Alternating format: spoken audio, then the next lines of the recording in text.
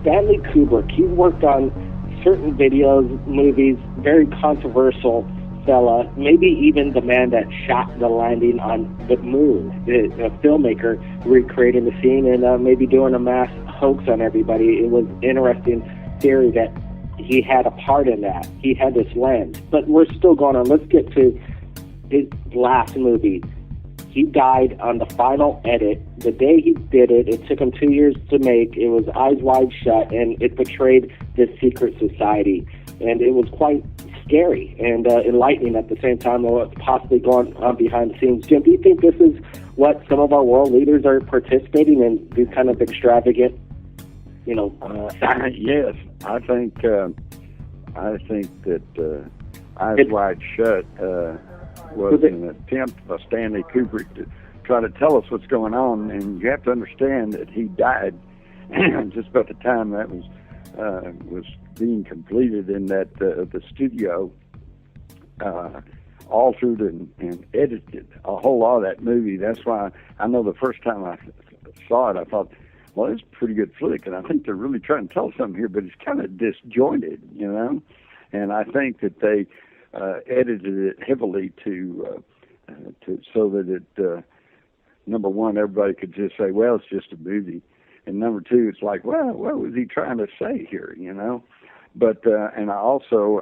I have seen the European documentary that's where they interview Richard Nixon's secretary and Stanley Kubrick's widow, and including Henry Kissinger and Alexander Haig, and they all were talking about how that Nixon had commissioned Stanley Kubrick because he already had the sets and the space suits and everything needed to film a moon landing in the event that we went to the moon on Apollo 14, and then Apollo 11, I'm sorry, and then came back, and the radiation in space, particularly the Van Allen radiation belt, may have fogged the photographs and film, and he was concerned that the rest of the world would say, well, hey, you guys claim you went to the moon, but where are the films? Where are the photographs?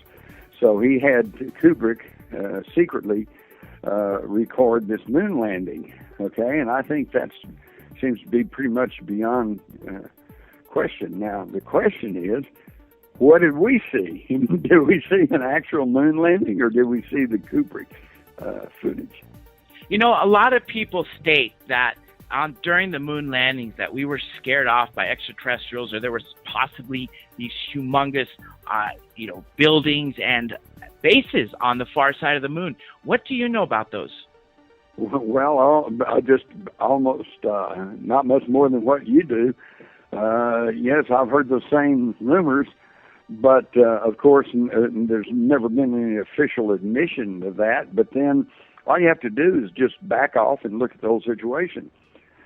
We had 22 rockets ready to go, and we were told that once we got to the moon and we were going to continue to go, we were going to build a base on the moon, we were going to mine the minerals of the moon, and it would help pay for the U.S. space program. And yet we made 6 trips, I think, and then said, no, that's it, nothing there, folks, we're just not going to go back. And that was, 30, 40 years ago. What happened to all of that, and why did we have those rockets ready to go and then didn't use them? It's kind of similar to going to the time and trouble and expense of building a Rolls Royce and then say, well, we're not going to drive it around because we can't afford the gasoline. And they say, it just costs too much, and none of that makes sense. And I think it actually kind of lends support to the idea that in some way we were warned off and told, no, don't come back. It was Kennedy's idea to go to the moon, and I want to get back to the Zapruder film. What do you think why it took so long, 14 years before that famous film came out publicly? Well, on the broadest possible sense, and just from a common sense and physics standpoint, we were told, and the official word still is, that it was Oswald with 3 shots from the Spielberg Depository, which was 200 feet behind him and 60 feet in the air, would be coming in from behind him, and yet it's obvious to anyone who's seen the Zapruder film that he's violently thrown to the left and to the rear, which indicates a shot from the right front.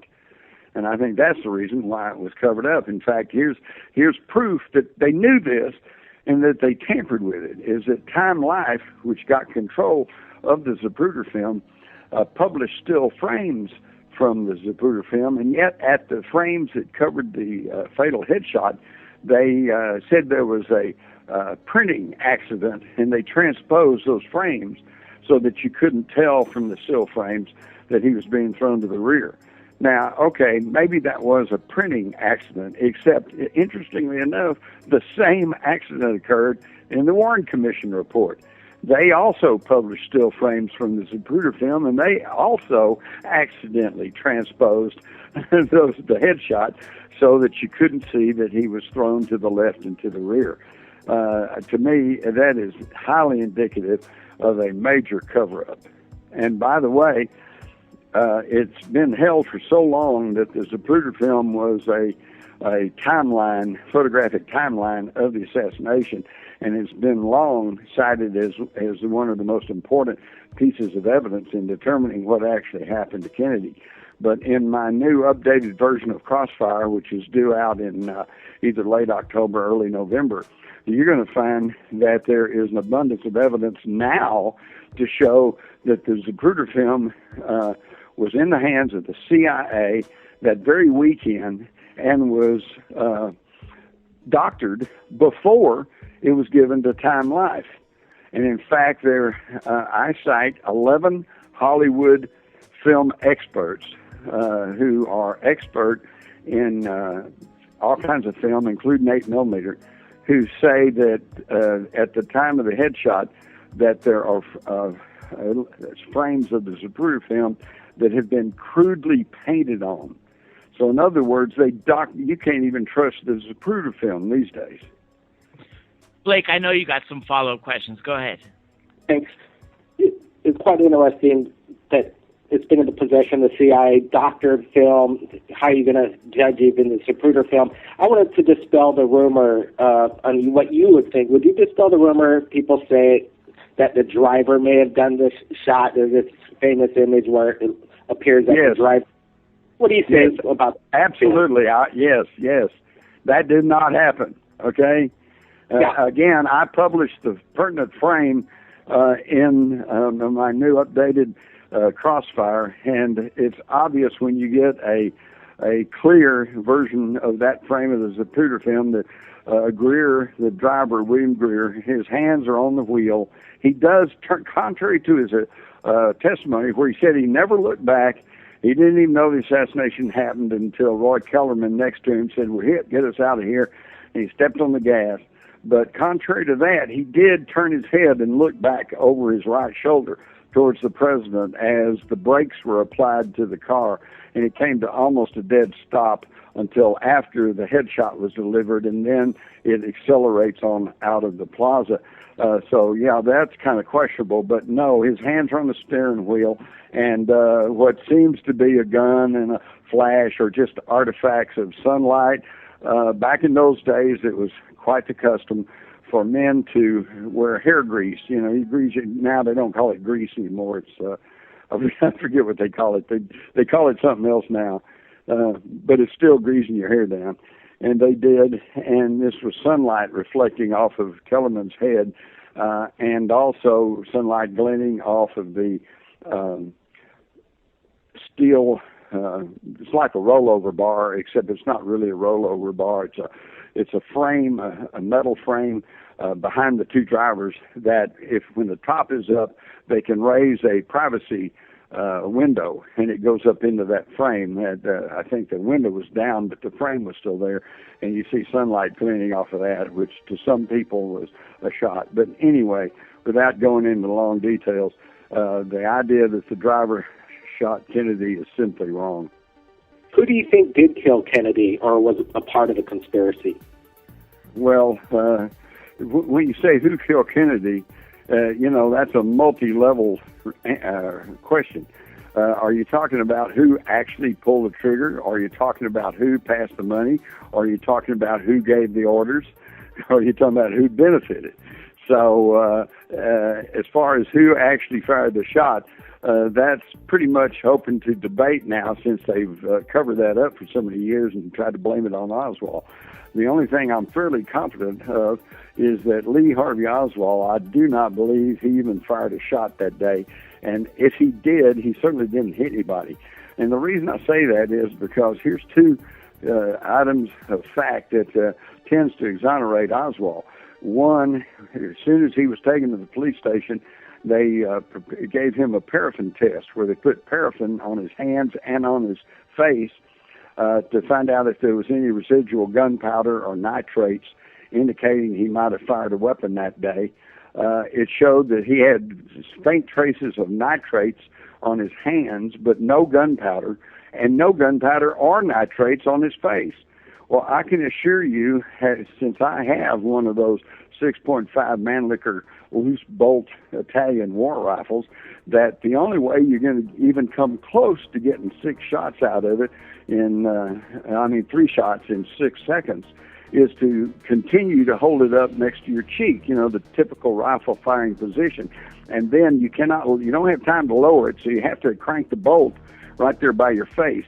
And I can assure you, if he had fired a rifle and then opened that bolt, the gases would have blown nitrates and gunpowder back on his face.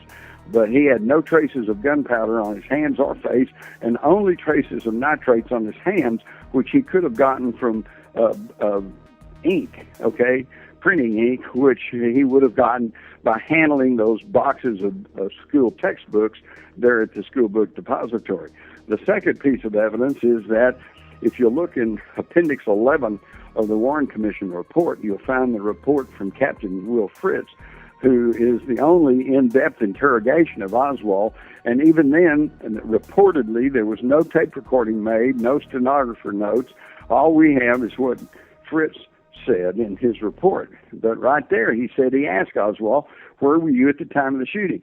And Oswald said he was in the downstairs lunchroom, not the second floor lunchroom where he was found less than a minute or so after the shooting holding a Coca-Cola in his hand or a soft drink, but the downstairs lunchroom, also known as the Domino Room.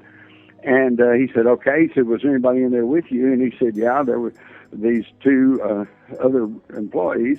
One of them's named Junior, and the other is kind of tall and skinny. Well, Harold Norman is tall and skinny, and Junior Jarman were indeed in that lunchroom eating their lunch before moving up to the 5th floor to watch the motorcade. And, of course, any good defense attorney would say, well, now, how could Oswald have correctly identified those guys being in there unless he had been there to see them for himself?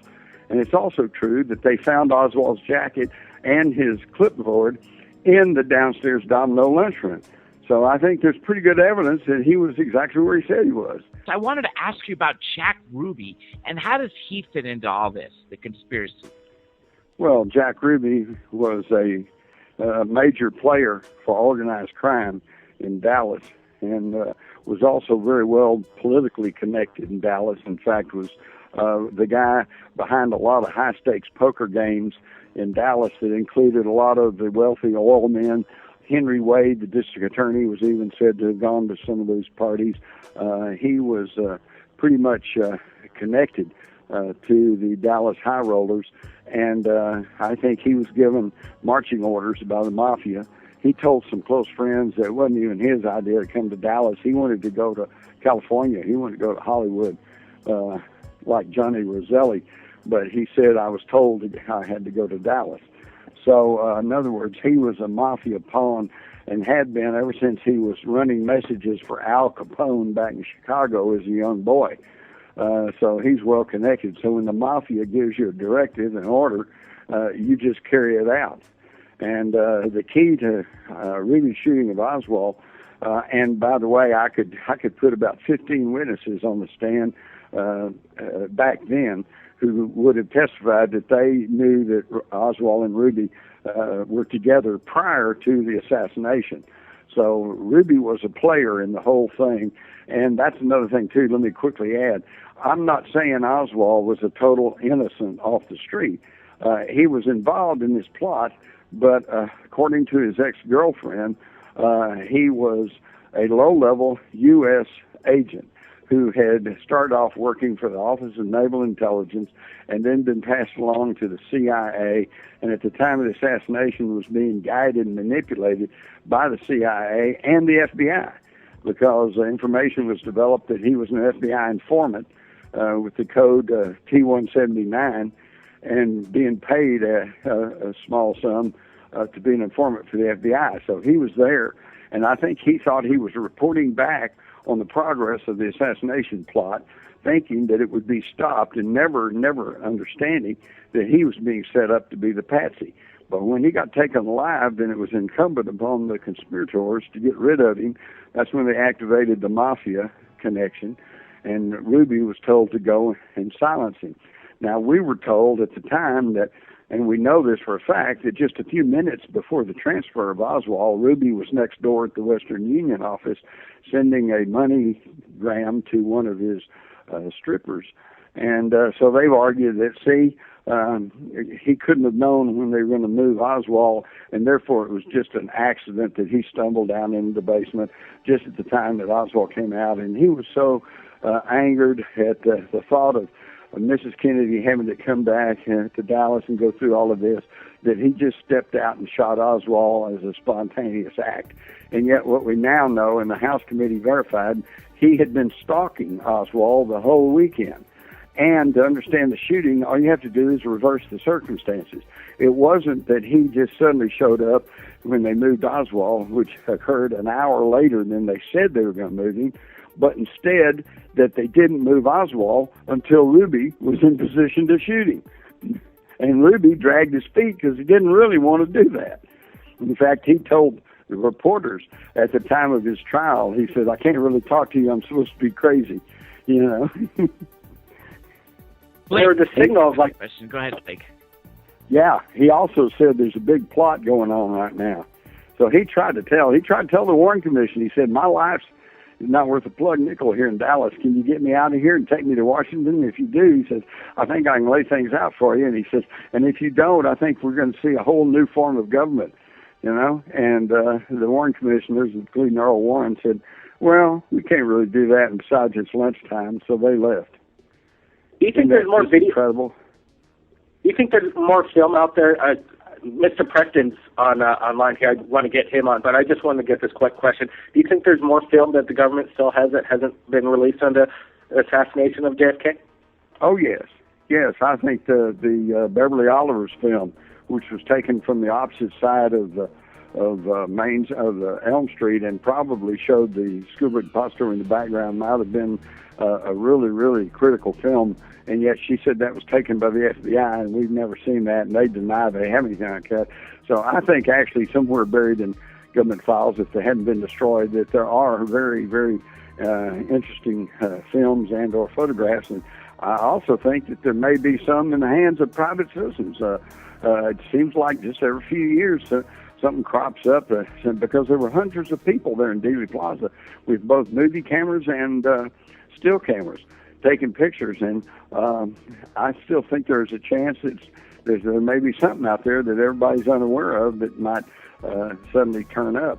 Now, the reason we haven't seen more is that living here at the time and in that area, the newspapers and the radio and the TV stations in the wake of the assassination were just filled with appeals from the federal government for people who were in Dealey Plaza to turn in their films and their photographs, you know, for evidence purposes. And back then, everybody trusted the government. Everybody was very patriotic.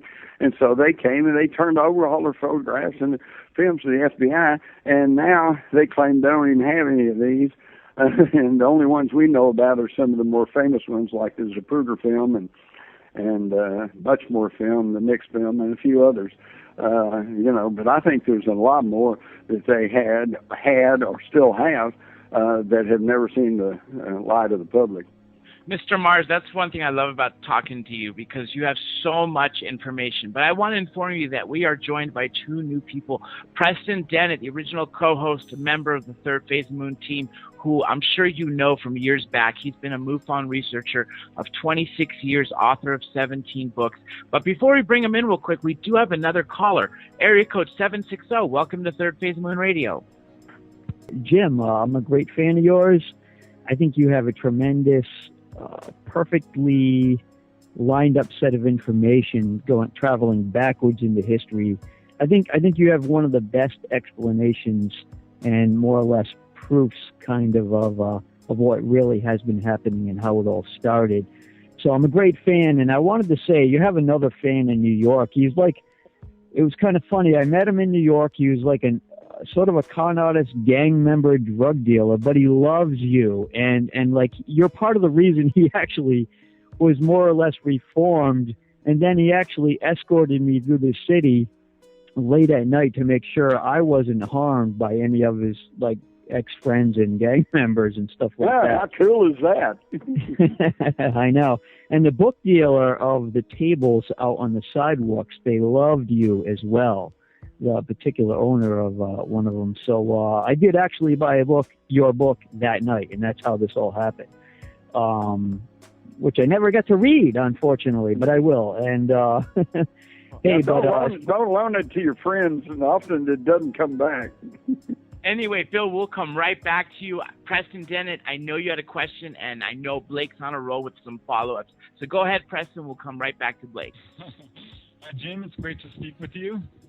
Howdy. Yeah, I have a million questions. I'm a huge fan as well of your book. Because I only got 999 answers. Well, your books are tremendous. Above Top Secret, Alien Agenda was actually my favorite, and I think it's one of the best fully rounded books about the whole UFO phenomenon. And it's one I recommend to everybody, because you can't read that book and come away unconvinced that there's something to this phenomenon.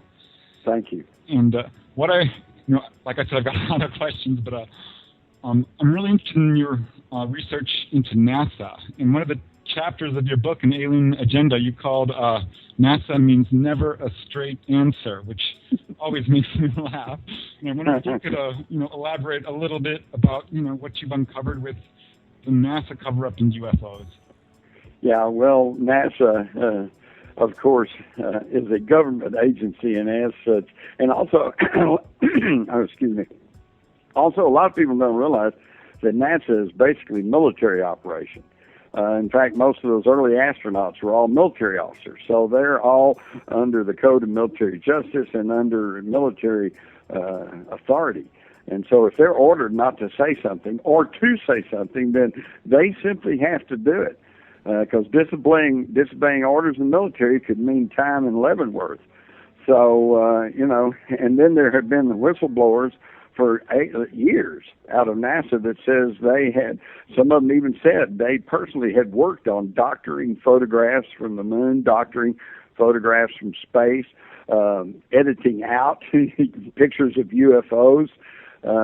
In fact, there for a while, NASA was sending live feeds back from the space station, and then all of a sudden, like STS-48 and some of the other ones, here's all of these shots of these luminous objects flying all around the Earth and going in and out of the atmosphere, and it started hitting the internet, and then all of a sudden NASA stopped sending live feeds back from space. Too many people were seeing too many views of these UFOs and other stuff going on. So, yeah, NASA means never a straight answer. Right now, I'm really fascinated and interested in the whole idea of this 10th extra planet that may be coming into our solar system. The Sumerian tablets call it the 12th planet because they counted the sun and the moon.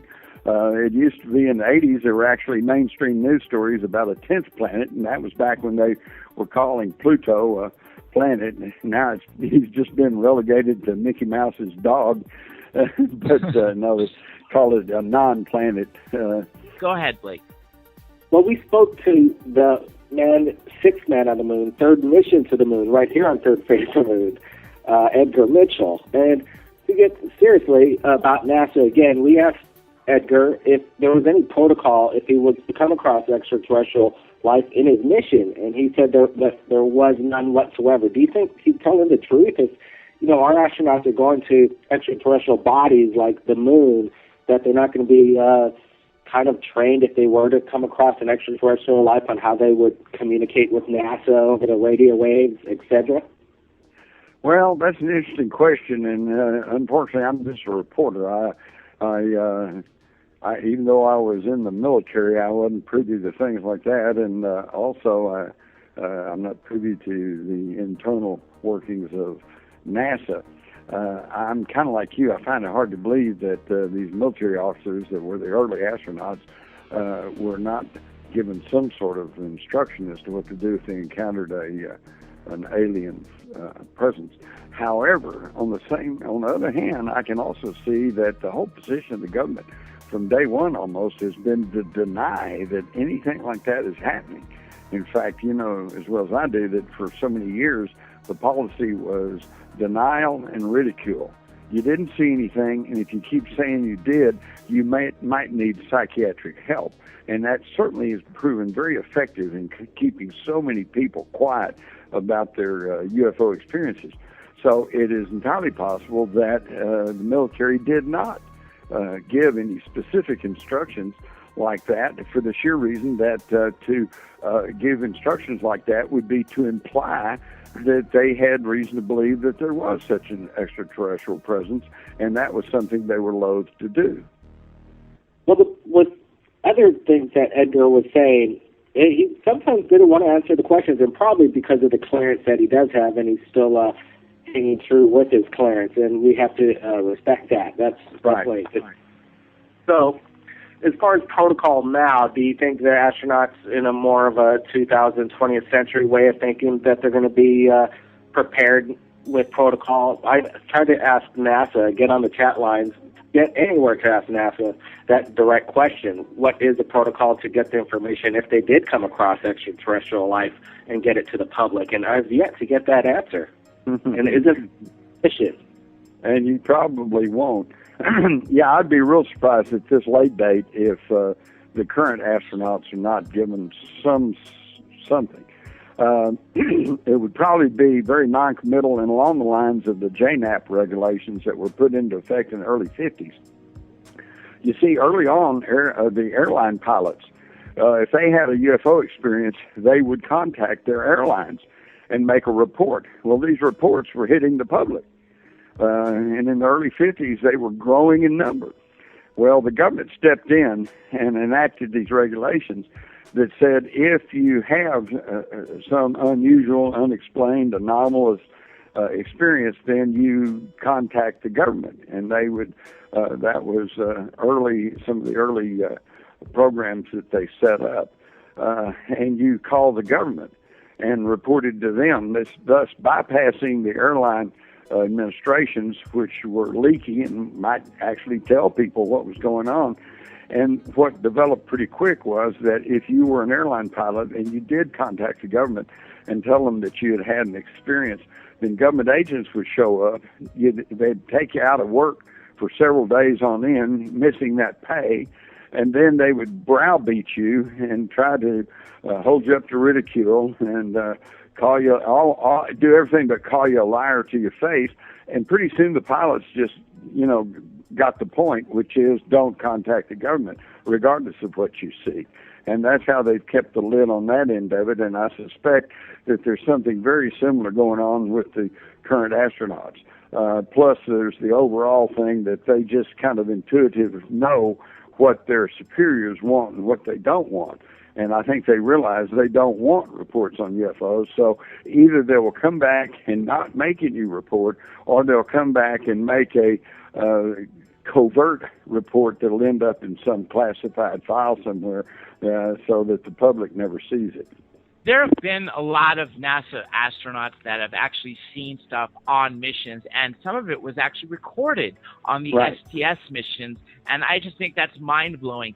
And also in the 80s, there was an article that appeared in the New York Times that said that the military canceled their military space program. So is it possible that NASA is just a cover-up, civilian cover-up, when the real stuff going on is in the military space program?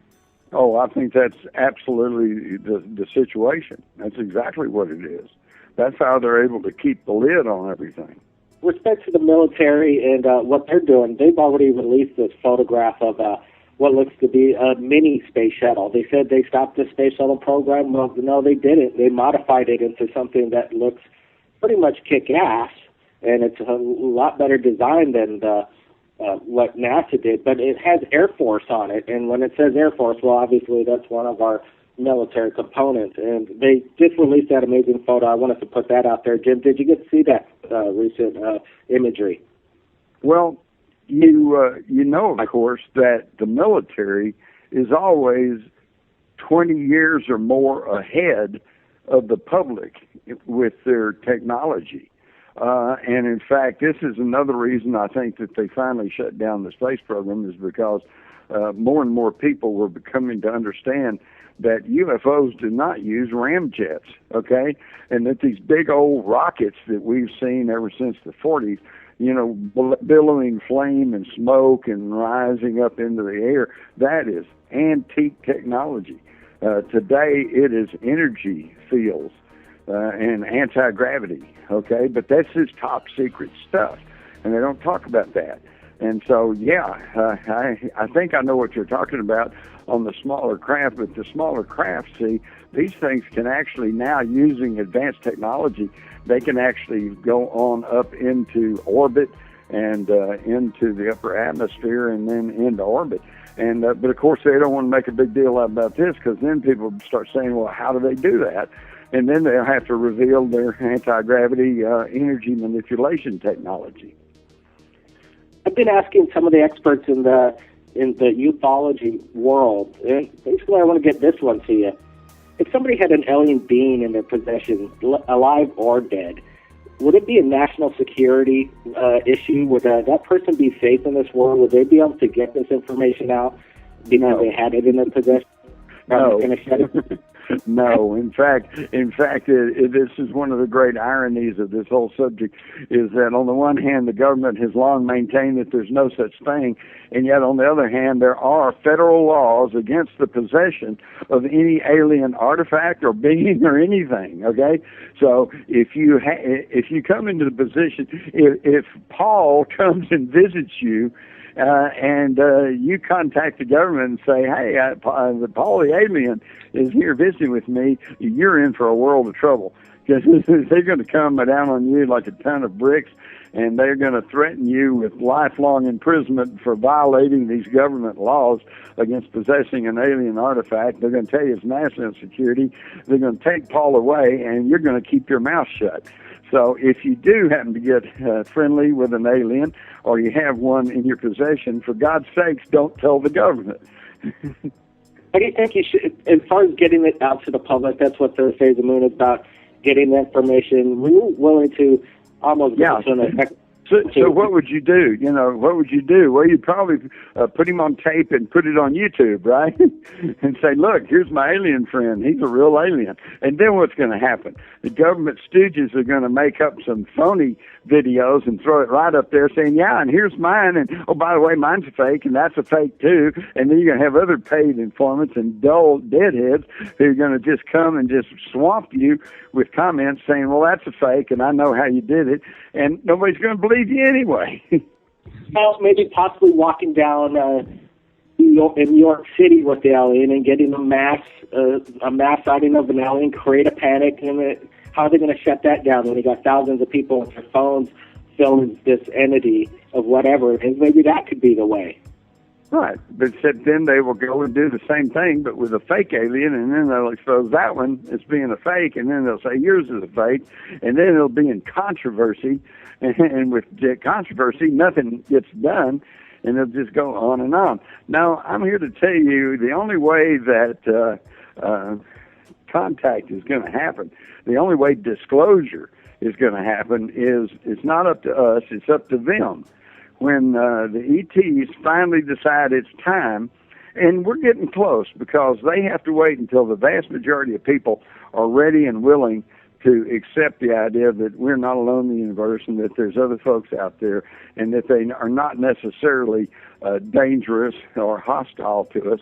And when that day comes, they will allow their craft to be seen over some major city or maybe more than one, and they'll hang there long enough for the news crews to get out and take good video of the whole thing, and then everybody's going to get, well, not everybody, there's still a lot of people who claim the world is actually flat, but most everybody will go, okay, that's it, they're real and they're here. That's going to be the disclosure. People who are waiting around and working real hard, and I know a lot of these people who are trying to get the government to fess up, come clean, and actually do their own disclosure. I think they're in for a disappointment. I don't think that's going to happen. How long do you think disclosure is going to take place? I mean, you wrote extensively about the Phoenix Lights, and that practically was... Yeah, that's all part of the conditioning process. See, we are in a conditioning program right now. You go back to the national polls in the 1950s, and you find that almost no one believed that there was any life outside the Earth. Well, today you find that the vast majority, 80-90%, say, yeah, I think there could be life outside the Earth. I either know it or I certainly believe it. Okay, so, that's a total reversal of public viewpoint from the 1950s till today. And so they're still working. That's the conditioning process. How far away do you think we are? I mean, there's been a really strong movement towards disclosure, especially recently. So you think maybe 5 years, 10 years, or... I think it might even be sooner than that. I think it depends on the events here on Earth. If everything just keeps muddling along, then it might take another 5 to 10 years, like you're saying. But if things come to a head, if things get very disjointed, very disorganized, and a lot of stuff's happening, they might decide to just step in. It could happen next week, next year. And what will be the result, you think, of disclosure? How will our lives change? Well, that's another thing too.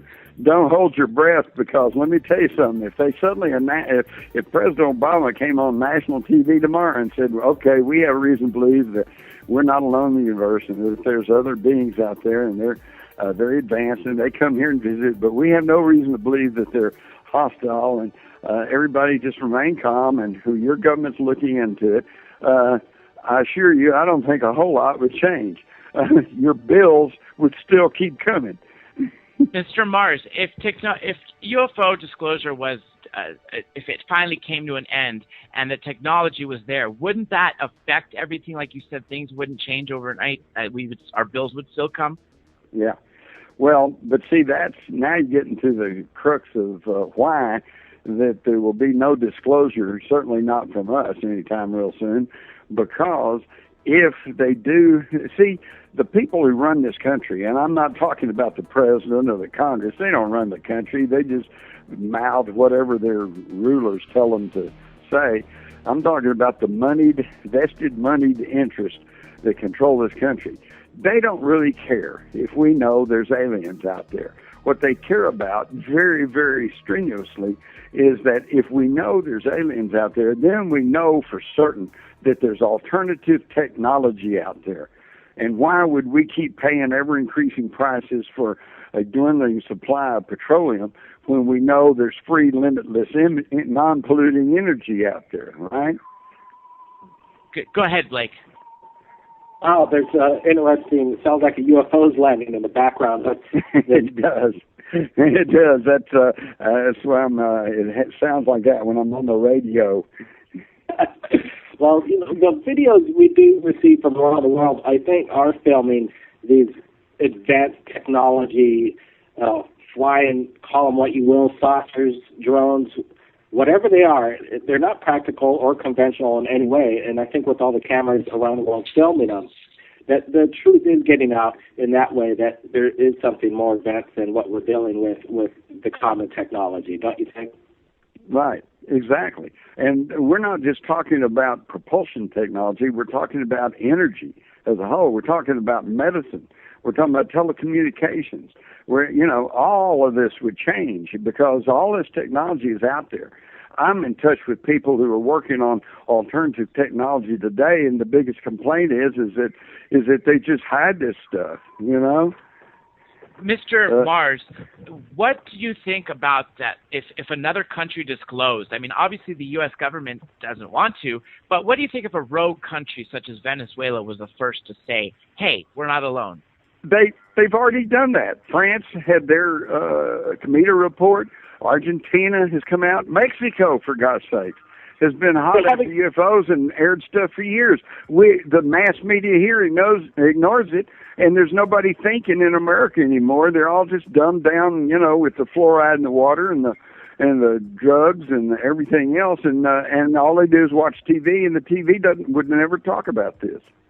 Well, I think still there hasn't yet, like a government like ourselves, 1947 crash, aliens in our possession possibly. We're not the only country in the world that has a crash sighting with alien bodies, and there's other governments that have recovered possible aliens. Why don't they? Right. They disclose, but they're not disclosing the real deal. I know a lot of these countries have disclosed, but why aren't they coming up with the bodies of the aliens? Right. Well, see, that's part of the phenomenon. There's a lot of sightings, and I think there's even been crash discs. I've seen some pretty convincing film out of the old Soviet Union that they recovered crashed objects. But you've got to understand that the people that I was talking about, this moneyed, wealthy, vested interest elite that run this country, it's not just this country. They control the international banks, which control many of the other countries. With the fall of communism, the first thing that they had to do was create a central bank. And that was put together by these same international bankers. And so now they exert a tremendous amount of control over what the Russian government does, as they do over Argentina and Mexico and all these other countries. So they get hold of this stuff and they say, okay, you can talk about this, but we're taking this. And that's why it's you don't have any of that to speak of. And then what little slips through, like the little mummified alien or the little piece of metal or whatever, then it's easy enough to just call that a hoax and go on. Mr. Martin, question for you. Yeah, the famous movie They Live, and you refer to them as they. The reference Illuminati's come up. Do they have a name now, these day guys? Can we refer them to? Well, you can call them, there's got various names. You can call them the Bilderberg Group. You can call them the Illuminati. You can call them the shadow government. It doesn't matter. This is a group of bloodline-related people that track their ancestry all the way back to the Anunnaki. In fact, I think it's quite telling that the Rothschild banking dynasty, the Rothschilds, have publicly stated that they are the descendants of Nimrod, the ancient Sumerian god king. They even named one of their children Nimrod.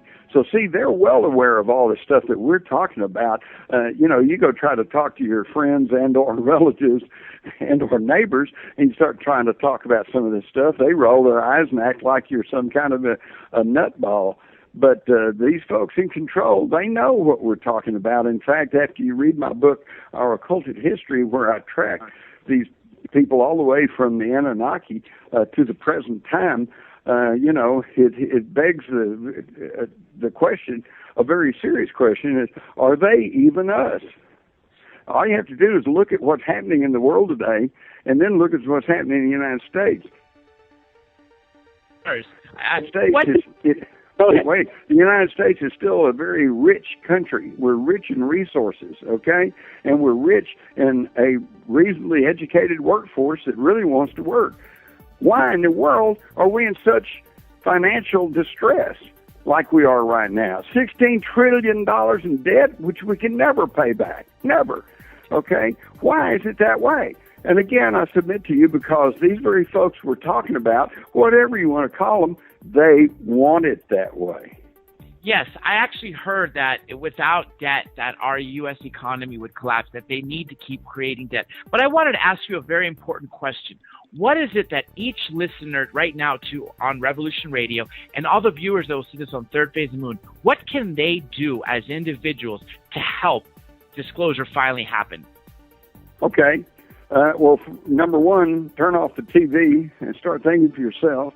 scout the internet, find out what's going on. You guys are obviously ahead of the curve. Now, for the people listening, what can I do? I hear this all the time. Well, number one, I can't tell you A, B, C, D, do this and this will happen. It's all going to be on an individual basis based on where you are, what your education is, what your knowledge is, what your social circles are, et cetera, et cetera. So it's all going to have to be up to you as an individual. But here's a few ideas. Write letters to the editor of your local newspaper.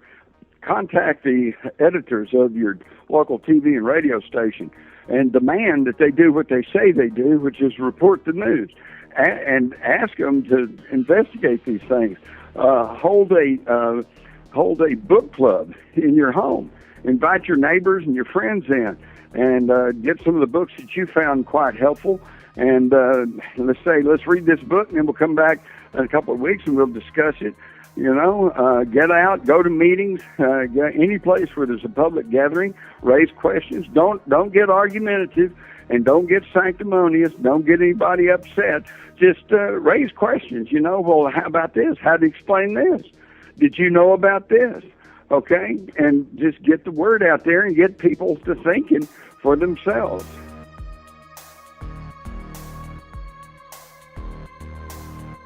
In this documentary, you will see miraculous UFO footage that has been authenticated by top UFO. The documentary featured an extensive summary of the footage, the canisters containing the footage, an expert analysis from the likes of Stanton Friedman. One film expert noted in the documentary that the footage came in an old Soviet canister that had information labeled on it that was consistent with info written directly on the film reel. The numbers on the film's header matched the canisters they came. The header of the film had the crest of the KGB on it, and the term for top secret is shown in the first few seconds of this footage and image to the right. Having real-looking alien footage is one thing, but including the original film reel canisters means you are extremely close to proving 100% authenticity. This is something that has traditionally lacked in other more popular alien videos such as the widely known Alien Autopsy or the Alien Interview videos.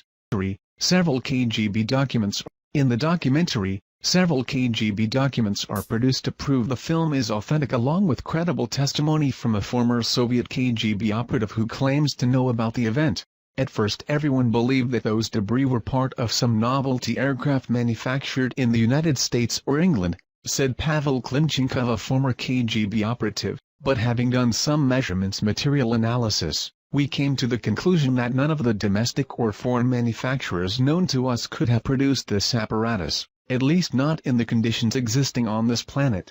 Along with Pavel's testimony, authentic KGB top-secret documents were obtained by the filmmakers, allegedly costing them $10,000. The documents described in detail a crash site recovery operation of a disc-shaped object and organic remains. Based on the credible testimony, KGB documents, expert film analysis and the general good feeling one gets when watching this interesting crash site video, it is safe to assume that this film indeed may be authentic. What about the autopsy? This footage will be posted in our second part article along with thoughts and analysis, actors, training exercises, skepticism. Some have put forth the argument that an American production crew filmed the footage in March 1998. These claims are put forth on websites claiming to know the truth about this footage. To date they have failed to show even one current photo of any of the soldiers in the film, nor any statements from the actors that they were indeed only actors in this film. This should be easy to obtain if the footage was recently filmed. Some have put forth the argument that an American production crew filmed the footage in March 1998. These claims are put forth on websites claiming to know the truth about this footage. To date they have failed to show even one current photo of any of the soldiers in the film, nor any statements from the actors that they were indeed only actors in this film. This should be easy to obtain if the footage was recently filmed. Another theory suggests the film was a training exercise. Yet no one has produced witnesses verifying this claim. One skeptical viewpoint suggests that the object's thickness is far too small to support any would-be alien pilot.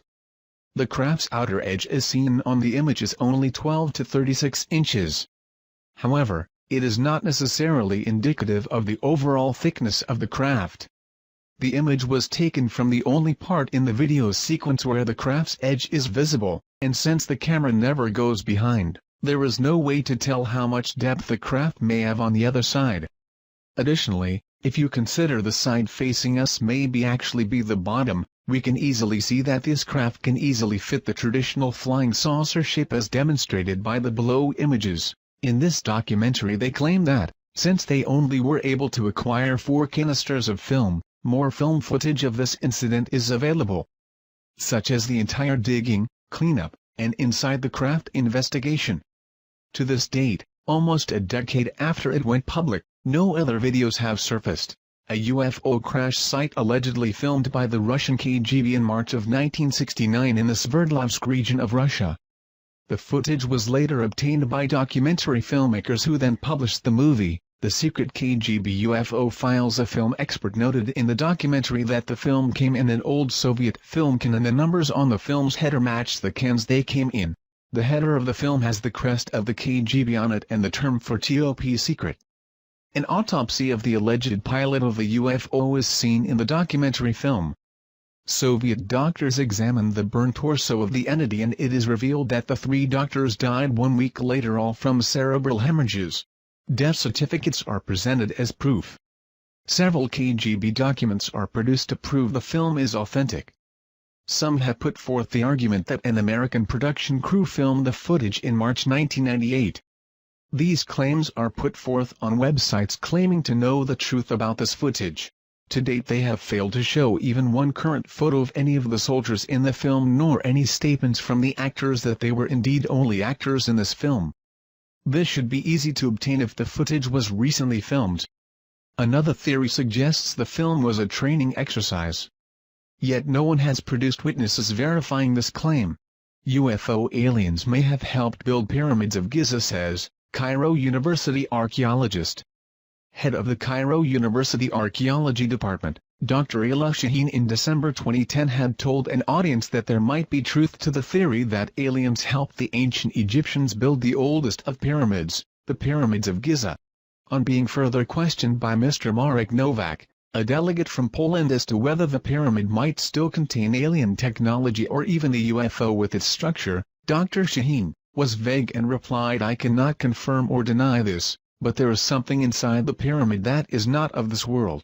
Delegates to the conference on ancient Egyptian architecture were left shocked. However, Dr. Shaheen had refused to comment further or elaborate on his UFO and alien-related statements. Down below is 90's The Secret KGB UFO Files documentary, that deals with the fact that Russian had already discovered the tomb of alien humanoid in Egypt and something is beneath the pyramid. The Secret KGB UFO Files documentary interestingly supporting the head of the Cairo University Archaeology Department, Dr. Ayla Shaheen claim as well. Actually, ancient Egyptian writings very often talk of beings from the sky opening and bright lights coming down to teach them technology and give them wisdom. Many pictures and symbols resemble UFOs and aliens. Possibly aliens built the Great Pyramid. And these solid long-lasting construction techniques were adopted by the Egyptians. Ancient Egyptian legends tell of Tep-Zepi, or the first time. This is described as an age when sky gods came down to earth and raised the land from mud and water. They supposedly flew through the air in flying boats and brought laws and wisdom to man through a royal line of pharaohs. And of course, this was all thrown out the window when Christianity came along. Keep in mind that the gods were the one and only religion that there was. No other conflicting beliefs? Why? Well, because it was fact, not faith. The modern church would have you believe that it's just a myth. But you have to ask yourself, on the edge of Occam razor, what truly indeed is more likely? There has always been the question. How did the Egyptians feed and care for the 100,000 slaves that it would have taken to build the ancient structures like that of the pyramids in Egypt? 1 minute it is a very backwards country and almost overnight a highly advanced and technological culture sprung into existence. We now have the answer to that very question and evidence that the Egyptians had help, extraterrestrial help at that, thanks to Russia, the KGB, and a top-secret project called Project ISIS. Astrophysicist, neurologist and science advisor in Advanced Propulsion System gained access to the files of Project ISIS. This was a top-secret project brought about by KGB concerning the discovery of the tomb of the visitor in 1961. Up until Sci-Fi purchased this exclusive footage from an agent of the Russian Mafia, it had never been seen outside the top-secret facilities of the KGB. Sci-Fi showed it one time on television, and as it stands today, no evidence of this film or the project is available, except what we have copies of here given to us by a client that had taped the original show. This video is a powerful documentary with actual footage filmed by the KGB and verified by specialists in the field. Authentic film footage. If we can somehow bring attention back on Project ISIS and prove it out, it will change the history of the beginning of the civilization of man. During the Cold War, Nikita Khrushchev was determined to show the world that communism was superior over the democracy. As he realized that it would be too costly to compete with the US in the space race, Khrushchev chose to go the other route. Having over 300,000 agents in the secret police and espionage organizations, he focused most of this resource on alternative science, such as paranormal phenomena, sotrometic weapons, biogenerators and mind-altering machines. 1920s, during the Stalinist regime, a dark room was created where the KGB conducted psychotronic weapons research on prisoners sentenced to die and political dissidents. After 1936, these files were transferred to the secret archives of the KGB, continuing on with their paranormal research. Khrushchev achieved great success with his biogenerators and machines to alter human minds, which worried, naturally, the United States, knowing that the Soviet Union was there to conquer and overthrow. Russia, being that its borders surrounded the largest landmass of the world, had the largest amount of UFO sightings. If they could capture one of these flying objects and reverse engineer it, they could have the greatest advanced aeronautical designs. They got lucky in January 1986 when a spacecraft crashed in Dalgorsk but remained intact. The craft was back-engineered and the process was quite successful. But to achieve the most superior advancement in global domination, they went in search for something that was only a rumor or legend. The Chamber of Knowledge in Egypt. If the legends were true, storehouse of knowledge left behind by ancient visitors from outer space was concealed in the Great Pyramid. A team of archaeologists were composed of Egyptologists from the Russian Soviet Academy of Science, was sent to Egypt. The fearing that the CIA would learn of this expedition, the Kremlin operated with complete secrecy. By the late 1950s, Egypt accounted for 43% of all the Soviet aid for Third World nations. When they started the ISIS project, the Soviet military personnel in Egypt was estimated over 20,000. The heavy military presence was used to disguise the efforts of the mission scientists headquartered in Cairo. They would operate under the guise of Arab peasants or Russian officers. To speed things up, in 1959 the KGB recruited professional informationalists to wiretap Egyptian officials. This paid off in July 24, 1960, when a conversation was recorded that would then change myth into reality. The official had been given a call that two Bedouin had stumbled upon the tomb of the visitor. The Bedouin were in the hospital and kept repeating, "The visitor God." At this moment in time, Project ISIS became top priority and all efforts were made to immediately follow up by having the Bedouin show them where they had found this tomb. SCIFI was able to purchase several documents and film footage as to the KGB documentations of their findings. Taken out of Egypt and brought to the secret facility of the KGB was this memo to high-ranking KGB official. My agents had secured the notes of one of the scientists working on the tomb of the visitor findings. Another was the inventory of contents taken from the tomb as follows. Location of finding. Undisclosed. 15 crates of relics, 1 partially mummified body, 1 stone sarcophagus, 8 hieroglyphic samples. Old report from a project scientist that was one of the first to enter the tomb. During the inspection of the wall segment, we noted that a strange magnet-repulsive force seemed to be emanating from the rock. We were unable to find any scientific explanation. Cryptologist report. Partial decoded message on tomb wall indicating a prophecy of the return of the winged gods. The Kremlin took the cryptologist report very seriously. KGB was ordered to determine target locations: planets, stars, galaxies. They had to duplicate the stars as they would have been over Giza thousands of years ago. They finally found it, in the stars and constellation of Orion during the year 10,500 BC. Although it was possible that the builders could have been working off plans of a time before the pyramids was constructed, this was proven not to be the case. Metal and synthetic materials of tomb were determined to be of unknown origin, and the tomb was carbon dated, giving it a dating of 10,500 BC, meaning the pyramid had to have been made at 10,500 BC. Cans of film were purchased by SCIFI through the Russian mafia agent, which originally came from the maximum security archives of the KGB. These cans contain film of KGB filming the process of the tomb and sarcophagus being opened.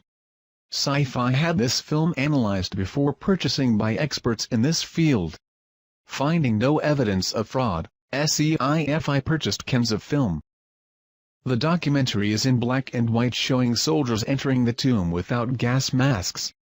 As they opened the sarcophagus, you can see toxic fumes escaping and the reaction of the soldiers as they were being affected. It also shows the mummy contained inside. The film shows the soldiers leaving the tomb fast, and then a chemical warfare specialist team comes in with protective clothing. There is talk from one that was there in the tomb, that the energy inside, during the first days of exploration, was very high. They also had a team of psychics go in and do some special readings of the tomb. It later goes on to show the KGB and Bedouin loading trucks with crates to be shipped back to Russia. According to KGB documents, researchers began to wonder if the pyramid was designed for one particular purpose. They thought it was possibly a machine, being that it was designed like a three-dimensional triangular depiction of a hemisphere. Their thoughts were there must have been a reason why it was designed for resonating with the planet. Their thoughts went to a prism, and that the pyramids have powers to alter the cosmic rays, that the pyramids are huge prisms capable of concentrating energy, capturing light from the stars, which would initiate a process which would turn the pyramid into an interstellar transmitter. The three pyramids and SPHNIX could be integral parts of an immense machine designed by alien engineers linked by a master control mechanism inside the Great Pyramids. They noted that the passageway goes to main chamber, and above the sarcophagus was a tunnel star shaft. They reasoned that when a specific star alignment occurs, a streak of energy goes down the shaft. Scientists speculated that the radiant energy hitting the sarcophagus could initiate something similar to a cold fusion reaction. The prism structure of the pyramid would then magnify and transfer to the corresponding pyramids. A united beam of energy could erupt, creating a cosmic beacon used by alien starship for future navigation. According to ancient legends all around the world, they all have the same thing in common. The visitors were like men but more like gods. They were giants. They traveled among the stars. They brought us the knowledge. Legends of the first emperors of China were called the Sons of Heaven and made the first pyramids of China. Mexico and Yucatan have similar legends. Starwalkers can be found throughout Egyptian texts and American folklore.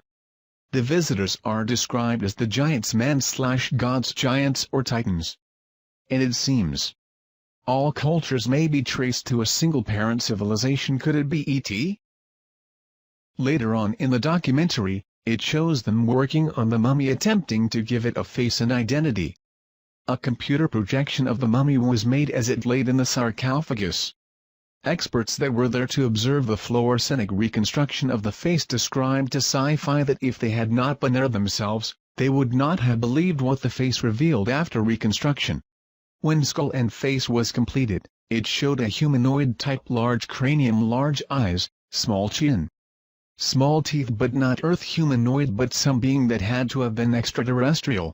Later, using underground radar technology, the KBG found a passageway under the tomb of the visitor. Directly below was a large chamber.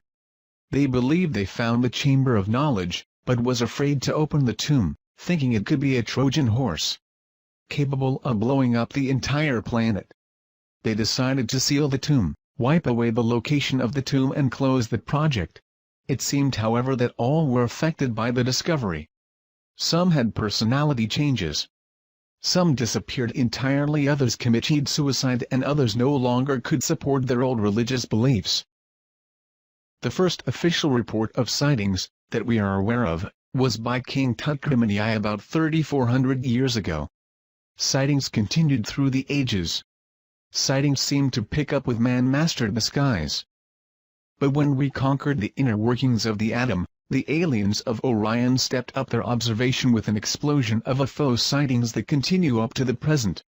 UFO abduction reports began to sweep around the world in the early 60s. A pattern was developing with nearly all abductees reporting physical examinations, insertion of objects and artificial inseminations. Many women abductees believed they were being impregnated to give birth to alien hybrids. In the last decade, reports such as these have risen dramatically. It may be highly likely that the genetic colonization program that started back in the ancient times has resumed. The question was asked, could they be cloning themselves by implanting their alien genes into human DNA? Are humans being transformed into an alien species through genetic engineering? The ancient Egyptians have always said that our DNA came from the heavens and that someday they would return. Did the KGB discover the truth in the Chamber of Knowledge about the true agenda of the Yet? And what was discovered on the wall of the tomb of the visitor prophesies that they would return. But when? Secrets cannot be contained. Not even KGB secrets. A group of scientists, computer programs, doctors, etc. shortly after the discovery of the tomb of the visitor, came together to discuss the possibilities of this discovery. They fully believed that the visitor was none other than Osiris, the alien king. Thus they gave themselves the name, the Followers, based off the followers of Horus in the Egyptian Book of the Dead. According to Egyptian beliefs, a family of gods came from the stars to Egypt. They were the ones that gave the people of Egypt the knowledge and wisdom. Later they left Earth back to their star homes, except for Osiris. He stayed and taught the followers. It was their duty to protect and keep the ancient knowledge he gave them until his return. The Egyptians were astronomers and fully understood that the stars were the map to the great god Osiris and the afterlife. Followers would secretly come together in their homes to discuss the possibility of the return of Osiris. They believed that the second coming of Osiris would herald a new age for mankind. They believed that when the tomb was discovered and the seal was broken, a signal was transmitted to the visitors. They calculated and estimated the time it would take for the electromagnetic signal to reach the constellation of Orion. They figured that they could return no earlier than April 23, 1985. With that time frame in mind, the group left Russia and took off to Egypt, never to return. The only remains left behind of their meeting with the visitors was a newspaper clippage found in the KGB archives of a group of tourists disappearing in the middle of the night in Egypt, 1985. And one home movie project with film. This film showed the group in front of the pyramid at night. It shows a light appearing in the sky, the group dropping to their knees in prayer, the light becoming brighter and then nothingness. A daughter of parents that were part of this group was shown the home video by the SCIFI team, of which she recognized her parents and burst into tears. Did anyone happen to see a documentary on sci-fi called Secret KGB UFO Files? I happened to catch this yesterday, and while I'm leaning to the side of skepticism, I have to admit that it was intriguing. Basically, the story goes, in the early 60s the KGB discovered a tomb at the Giza Plateau containing an UFO. Luckily there was film footage, haha. The grainy film contained footage of archaeologists dressed in KGB gear opening the tomb of what was thought to be an ancient Egyptian king. When they do, toxic smoke overcomes one of them and the other two run out.